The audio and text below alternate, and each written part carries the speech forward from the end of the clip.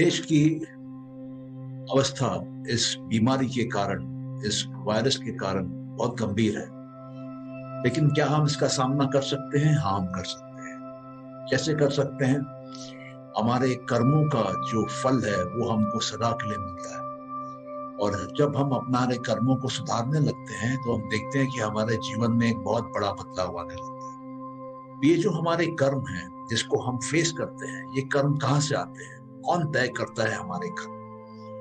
ये जो हमारे अंदर में जब बच्चा एक पैदा होता है, जब जन्म लेता है, उसी समय उसके अंदर कुछ क्लेश आ जाते हैं, कुछ दिक्कतें आती हैं जो कि उसके जीवन भर उसको परेशान करती हैं। ये 5 दिक्कतें क्या है? पहली है अविद्या। वो जानता नहीं है कि वो कौन है। वो सोचता है कि वो एक बॉडी माइंड का कॉम्प्लेक्स है, बॉडी माइंड का स्ट्रक्चर है, लेकिन वो नहीं है। वो जो है वो एक आत्मा है, एक पुरुष है, एक सोल है। तो ये जो 5 चीजें जो हमारे कर्मों को बांध देती हैं, हमारे जीवन को एक चक्रव्यूह में डाल देती हैं, वो है सबसे पहले अविद्या, ये जानकारी नहीं होना कि हम कौन है। दूसरा हमारा अहंकार, हमारा ईगो, ये हमको बांध लेता है। और तीसरा हमारे अटैचमेंट, हमको कुछ चीजें पसंद आती हैं, कुछ चीजें पसंद नहीं आती हैं। जो पसंद आती हैं वो आनंद देती है, जो नहीं पसंद आती हैं उससे हमको घृणा होने लगती है, उससे हमको अवर्षण होने लगता है। चौथा जो है वो घृणा और अवर्षण जो हमको किन चीजों से होता है। और 5वां भय। हमारे जीवन में भय रहता है, हमको मृत्यु का भय है, हमको कई चीजों का भय है कि मेरे रुपए खत्म हो जाएंगे, मेरा शरीर खराब हो जाएगा, मेरे बच्चे बिगड़ जाएंगे, मेरे को अगली प्रमोशन नहीं मिलेगी, मेरा स्वास्थ्य मेरा साथ नहीं देगा। हम भयों के बीच में जीते हैं।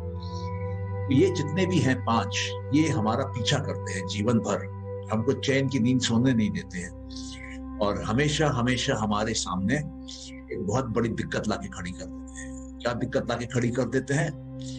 वो हमारे जीवन को लिमिट कर देते हैं, वो हमारे जीवन को बांध देते हैं, वो हमको बंदर ही बनाए रखते हैं, हमको हनुमान बनने का मौका नहीं देते हैं, हमको ऊंचा उड़ने का मौका नहीं देते हैं, हमको बड़े से बड़ा काम करने का मौका नहीं देते हैं। तो आइए देखते हैं कि ये जो क्लेशों के कारण ये जो कर्म आते हैं वो क्या है।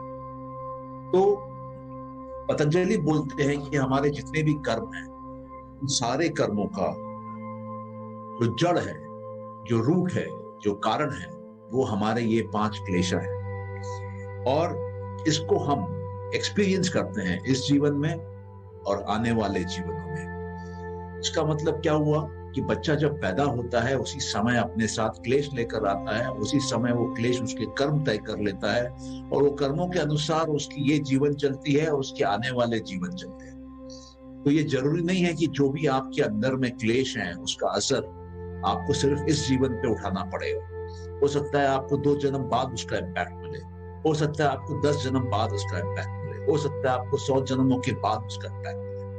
तो क्लेशों को हम एक्सपीरियंस करते हैं, इससे हमको छुटकारा नहीं मिलता। अब आगे देखते हैं कि वो उसके बारे में क्या बोलते हैं। वो कहते हैं कि क्योंकि क्लेश जड़ है, क्योंकि ये 5 चीजें अविद्या, अहंकार, राग, द्वेष और भय, ये 5 कारणों से हमारा जीवन आज चल रहा है, तो यही हमारा भविष्य भी तय करता है, यही हमारे सारे एक्सपीरियंसेस तय करता है। और खास तौर पे अगर आप देखेंगे कि हम कौन सा जन्म ले रहे हैं, किस योनि में हम जन्म ले रहे हैं, वो हमारे ये क्लेश जिनके कारण कर्म है वो तय करता है। कितने साल हम जिंदा रहेंगे उस नए शरीर में, वो भी ये क्लेश जिसके कारण कर्म है वो तय करता है। और इसके बाद हम उस जीवन में क्या एक्सपीरियंस करेंगे एज एन इंडिविजुअल, वो भी जो हमारा ये क्लेश है वो कर्म बनता है और वो कर्म के अनुसार ही हमारा अगला जीवन, उसके बाद का जीवन, उसके बाद का जीवन चलता रहता है। तो आप देखिए कर्म हमारे कितने इंपॉर्टेंट रोल प्ले करते हैं। ये क्लेश हमको बांध के रखते हैं।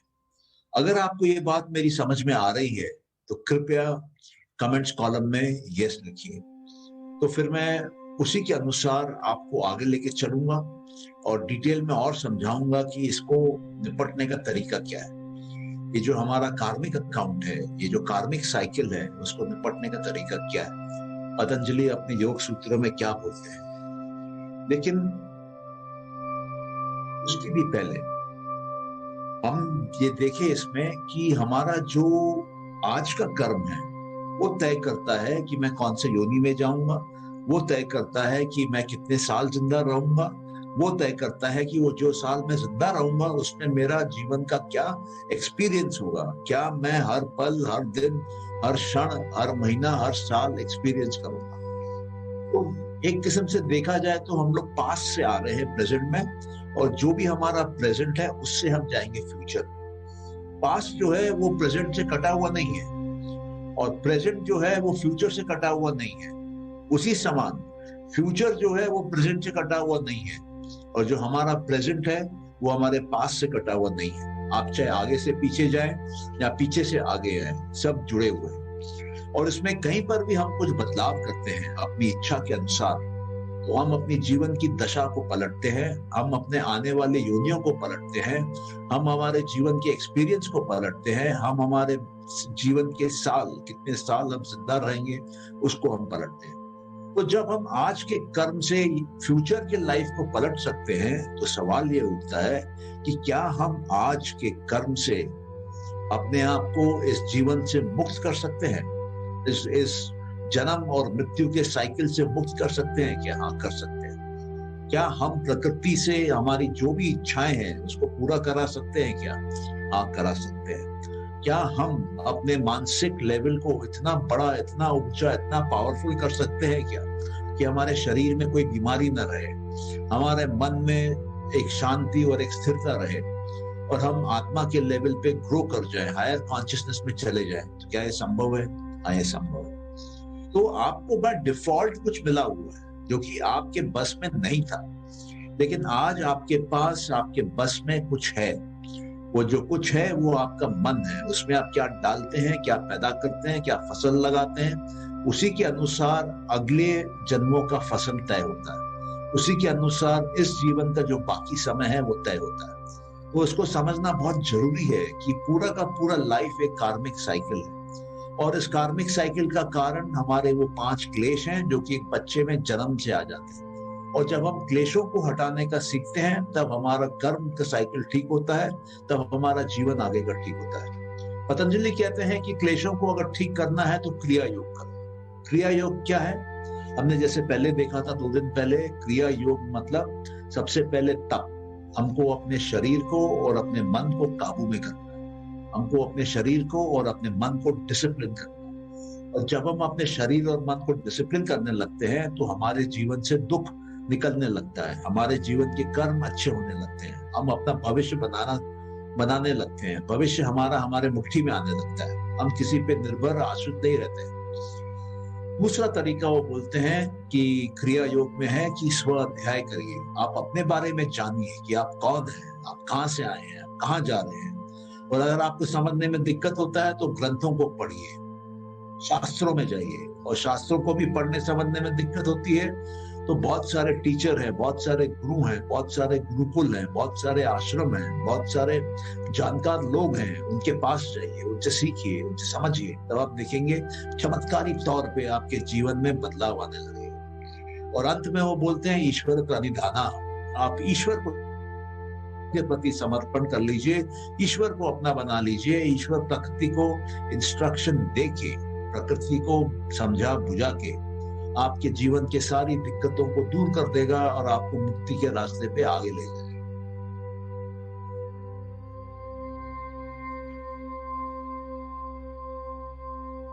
फिर वो अगले सूत्र में पतंजलि बोलते हैं कि ये जो भी आपको जन्म मिले, जितने भी साल का जन्म मिले, जो भी आपका एक्सपीरियंस है, उसमें आपको वापस सुख और दुख दोनों का एहसास करना पड़ेगा। आप उनसे मुक्त नहीं हो सकते। जैसे आप कर्म करेंगे वैसा आपको खुशी मिलेगी, वैसा आपको दुख मिलेगा। उसका मतलब है कि कर्म हमारे साथ सदा के लिए है और कर्मों को हटाना हमारे लिए संभव नहीं है। कर्म जो है वो एक्सपीरियंस देते हैं, अच्छे एक्सपीरियंस और बुरे एक्सपीरियंस। लेकिन अगर हम कुछ साधना करें, कुछ स्पेशल ट्रिक लगाएं, टेक्निक लगाएं, तो हम इन कर्मों के इम्पैक्ट को कम कर सकते हैं, इनको वीकन कर सकते हैं, इनको हम कमजोर कर सकते हैं, हल्का कर सकते हैं और जीवन को अपने अनुसार हम चला सकते हैं। तो एक उपाय तो पतंजलि ने बोला क्रिया योग का। दूसरा जो उपाय है वो है ध्यान मार्ग का। जब आप ध्यान में बैठते हैं और जब आप अपने बारे में मन को एकाग्र करके एक जगह लेके आते हैं, तो जो भी आपके कर्म है वो हल्के पड़ने लगते हैं, और जिस विषय पे, जिस टॉपिक पे आप ध्यान लगा रहे हैं वो आपके जीवन में बढ़ने लगता है, वो ज्यादा स्ट्रेंथ लेता है, ज्यादा पावर लेता है। तो ध्यान के माध्यम से भी आप अपने कार्मिक अकाउंट को मिटा सकते हैं, धुला सकते हैं, क्लीन कर सकते हैं। एक सिंपल टेक्निक जो मैं यूज करता हूं और मैं आपको भी बताता हूं, उसको मैं बोलता हूं व्हाइट बोर्ड डस्टर टेक्निक।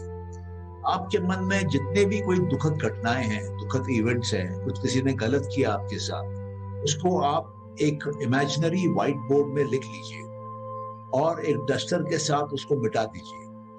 अब आप देखेंगे कि वो मेमोरी आपके अंदर जो है कमजोर पड़ जाएगी, और जब वो मेमोरी आपके अंदर कमजोर पड़ जाएगी तो उसका कार्मिक अकाउंट आपके अंदर में कम हो जाएगा, और आपके जीवन में अच्छी अच्छी बातें, अच्छी अच्छी घटनाएं घटने लगेंगी। हाँ, हमारे कर्म कहाँ स्टोर होते हैं? हमारे कर्म जो है वो हमारे चित्त में स्टोर होते हैं, हमारे मन में स्टोर होते हैं। अगर हम किसी प्रकार से कोई तरीका खोज लें जिससे कि हम अपने मन को साफ कर सके, मन का शुद्धिकरण कर सके, मन को धो सके, मन को मुक्त कर सके, तो हमारे कर्मों से हमको मुक्ति मिल जाती है, बुरे कर्मों से हमको छुटकारा मिल जाता है, जो बचपन से आ रहे हैं हमारे साथ वो भी निकलने लगता है। तो ये पूरी की पूरी जीवन का टेक्निक जो है वो सिर्फ अपने मन को, चित्त को साफ करने की है, चित्त को प्यूरिफाई करने की है, चित्त को प्यूरिटी में ज्यादा बढ़ाने की है। और हम देखेंगे हमारा आने वाला समय, आने वाला जीवन अपने आप चमत्कारी तौर पे बहुत बढ़िया, बहुत बेहतर और बहुत जबरदस्त हो जाता है।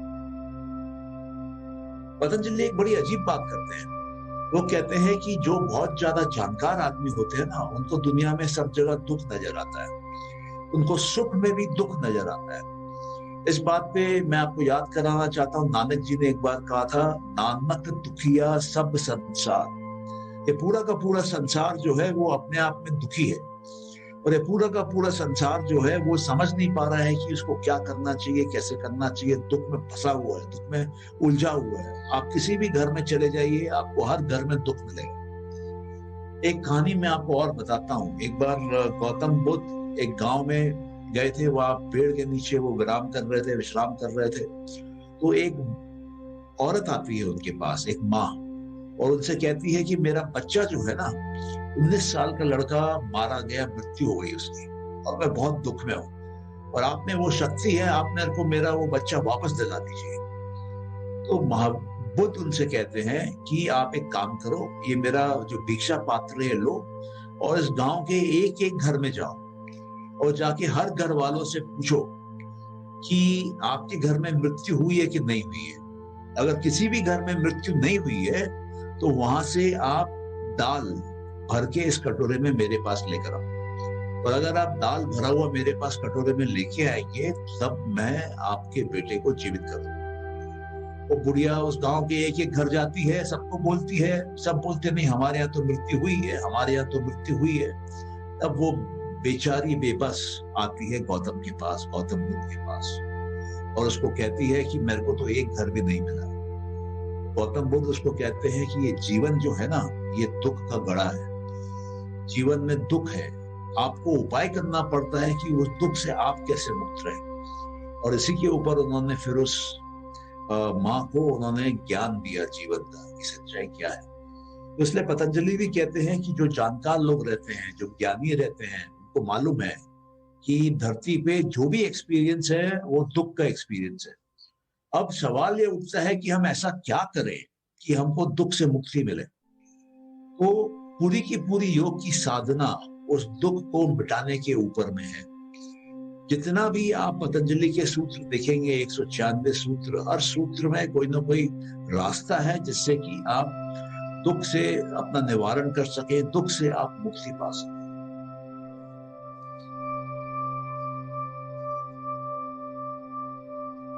एक बात पतंजलि बोलते हैं और बहुत दिलचस्प बोलते हैं, कहते हैं कि जो पिछले समय का जो कर्म था वो तो आपने भुगत लिया, और आज का जो आपका कार्मिक अकाउंट है उसको भी आप भुगत रहे हैं, लेकिन जो दुख कल आपके सामने आने वाला है, उसका आपको निवारण आज करना है, अभी करना है, और अपना समय उसमें लगाना है कि वो कमजोर पड़ जाए, हल्का पड़ जाए और गायब हो जाए, ताकि आपके जीवन में उतर के नहीं आए। उसके लिए उन्होंने क्या रास्ता बताया? उन्होंने रास्ता बताया अष्टांग योग का।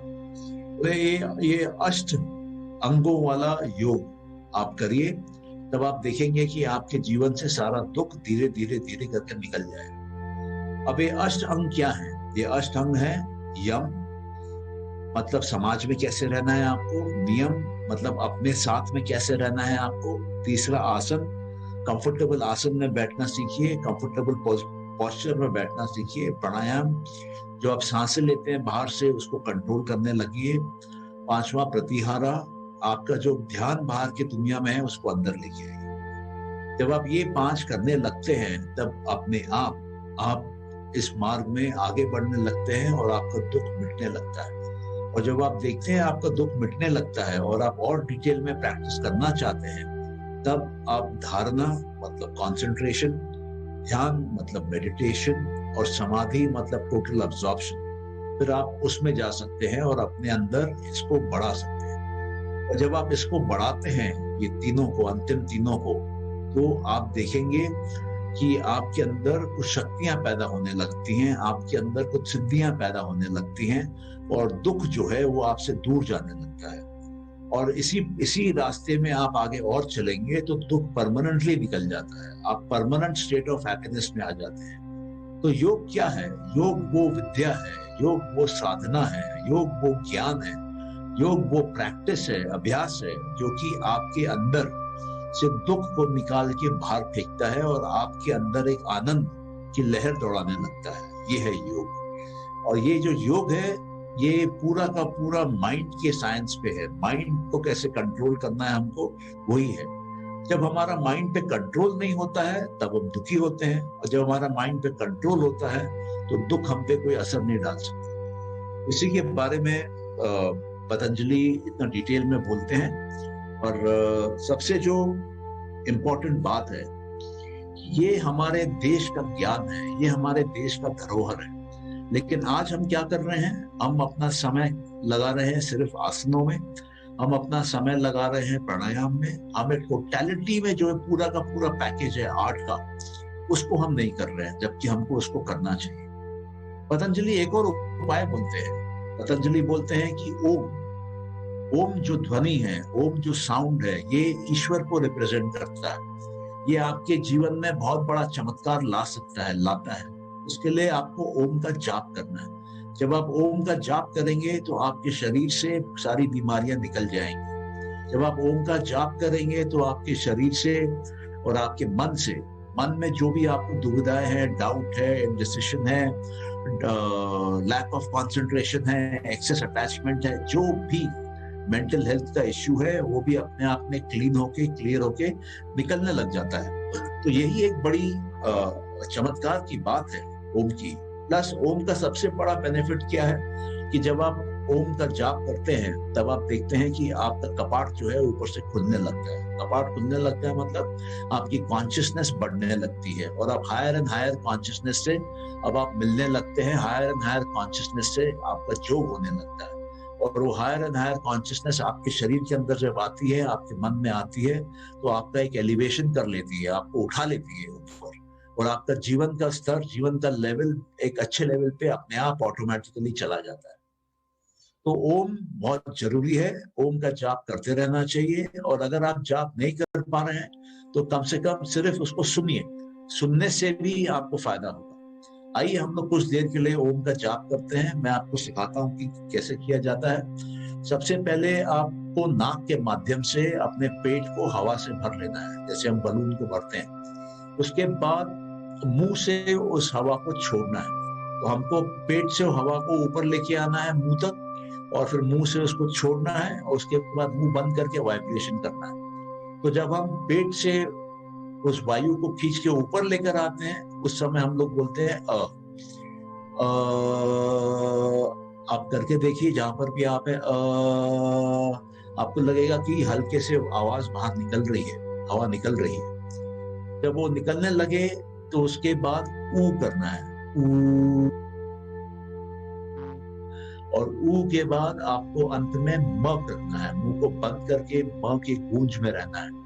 तो जब आप इस प्रकार से मुंह को बंद करके म के गूंज में रहते हैं, तब ये ओम का जाप कंप्लीट हुआ। अ जो है वो 40% होना चाहिए टाइम, ऊ जो है वो 40% टाइम होना चाहिए, और म जो है वो आइडियली 20% टाइम होना चाहिए।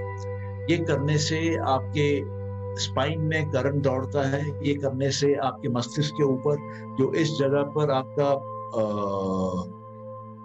पीनियल ग्लैंड रहता है, वो ओपन अप हो जाता है और वो सृष्टि के साथ वाइब्रेशन मोड में आ जाता है, ऐसा कहते हैं।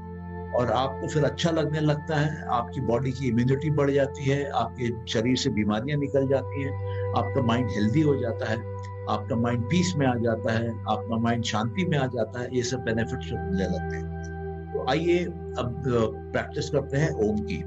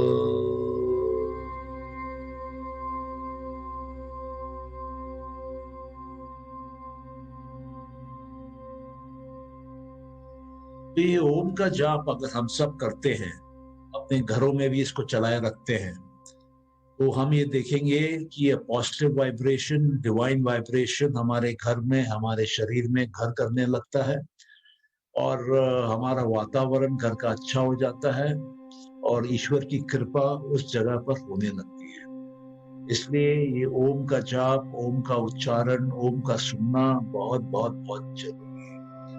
आप अगर मेरी बात से सहमत हैं तो कृपया कमेंट्स कॉलम में आप लोग यस लिखिए, और आप में से जो भी ओम का जाप करते हैं, आप भी फिर यस लिखिए। तो हमारी कोशिश ये है कि अगर भारत में हर परिवार के अंदर अगर हम लोग ये ओम की ध्वनि की गूंज करेंगे, तो भारत एक नए दुनिया में, एक नए स्तर पे पहुंच जाएगा, और हमारी देश की सारी समस्याएं आराम से सॉल्व हो जाएगी। ये जो अ, उ और म है, ये 3 साउंड है, इसको हमको किसी धर्म के साथ नहीं जोड़ना है। ये मानवता के साउंड है जो कि हर मानव निकाल सकता है, और ये वो साउंड है जो कि हीलिंग साउंड है। ये हमारे अंदर जाके हील करता है। ये हमारे बॉडी को हील करता है, हमारे माइंड को हील करता है और हमारे स्पिरिट को हायर लेवल्स और स्पिरिट से मिलाता है, जोड़ता है। ये ओम जो है ये ईश्वर एक है। उसके जाने के, उस तक पहुंचने के रास्ते अनेक हो सकते हैं, लेकिन ईश्वर एक है। तो ये साउंड एक किस्म से ईश्वर को रिप्रेजेंट करता है। ये साउंड पूरा का पूरा हमारे अंदर एक नया जीवन, एक नया शरीर, एक नया मन और एक नया भविष्य क्रिएट करता है। इसलिए ओम की इतनी महानता है, इसलिए ओम को इतना माना जाता है।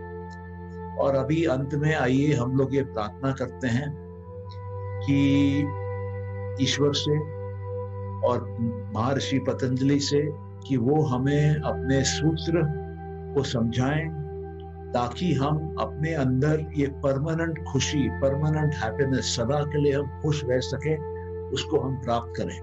और जब उसको हम प्राप्त कर लेंगे तो यही खुशी ये हमारे परिवार वालों में हो, हमारे समाज के लोगों में हो, हमारे देश के लोगों में हो और विश्व के सारे लोगों के अंदर हो। आइए, ये 2 मिनट का प्रेयर है, हम लोग इसको करते हैं। Let us start. हे ईश्वर और महर्षि पतंजलि, हमें कृपया अपनी दिव्य ज्योति और दिव्य ज्ञान दीजिए, जिससे कि हम आपके योग सूत्रों को समझ सकें और अपने जीवन में एक परमानेंट हैप्पीनेस, एक परमानेंट खुशहाली लेकर आए। और यही खुशहाली हमारे परिवार वालों के मन में भी आए, यही खुशहाली हमारे समाज के लोगों में आए, हमारे देश के लोगों में आए और विश्व के सारे लोगों में आए। ये 2 मिनट की मेडिटेशन है। You may please start.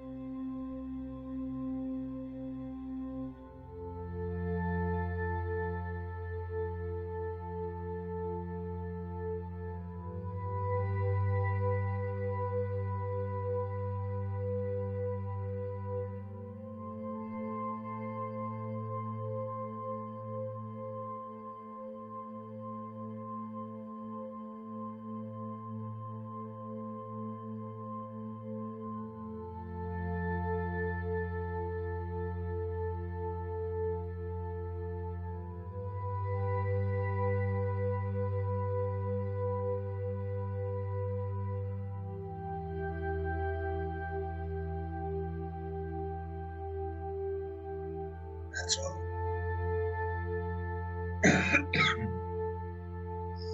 आप सबका बहुत बहुत शुक्रिया। आप लोग यहाँ आए और इस सेशन को आपने ज्वाइन किया। ईश्वर आपकी सारी कामनाएं पूरी करे और आपके घर वाले सब इस परमानेंट हैप्पीनेस, इस इटर्नल ब्लिस का एहसास करें और यही बात हम घर घर पहुंचाएं, ताकि भारत एक नए दौर में, एक नए दुनिया में आराम से खुशी के साथ प्रवेश कर सके। आपको कोई प्रश्न अगर हो तो आप कमेंट्स कॉलम में कृपया उसको टाइप करिए। और आप अगर मेरे से सहमत हैं कि ओम में वो शक्ति है, ओम वो ध्वनि है जो कि ईश्वर को रिप्रेजेंट करती है और हमें शारीरिक, मानसिक और आध्यात्मिक रूप में ऊपर उठाती है, तो कृपया कमेंट्स कॉलम पे यस करें। हम लोग ये पतंजलि के 196 सूत्र हैं, इसको हम लोग एक एक सेशन करके फेसबुक लाइव पे कवर करेंगे। और अभी तक हम लोग चैप्टर नंबर 2 के सूत्र नंबर 16 तक पहुंचे हैं और तकरीबन मेरे ख्याल से हम बोल सकते हैं कि करीब 35% पतंजलि योग सूत्र हम लोग कवर कर चुके हैं। और ये आशा करते हैं कि जून 21 जो कि इंटरनेशनल डे ऑफ योगा है, तब तक ये पूरा का पूरा हम लोग कवर कर पाएंगे। आपका बहुत बहुत धन्यवाद दोबारा से आप आए यहाँ पर। और मेरी आपसे ये रिक्वेस्ट है कि आपको अगर पसंद आया ये आज का डिस्कशन, तो इसको कृपया आप यस कमेंट्स में टाइप करिए। और आपको लगता है कि आपके जान पहचान में ऐसे लोग हैं जिनको कि इस तरह का कंटेंट, इस तरह की बातें अच्छी लगती हैं, और उनके जीवन में उत्थान होगा, वो ग्रो करेंगे, तो काइंडली उनके साथ शेयर करें और उन ग्रुप्स में भी शेयर करें जहाँ पे इस प्रकार के सोच वाले लोग हैं। आप सबका बहुत बहुत धन्यवाद। God bless each one of you. तो फिर वापस कल मिलेंगे शाम के 7 बजे। Thank you so much. God bless.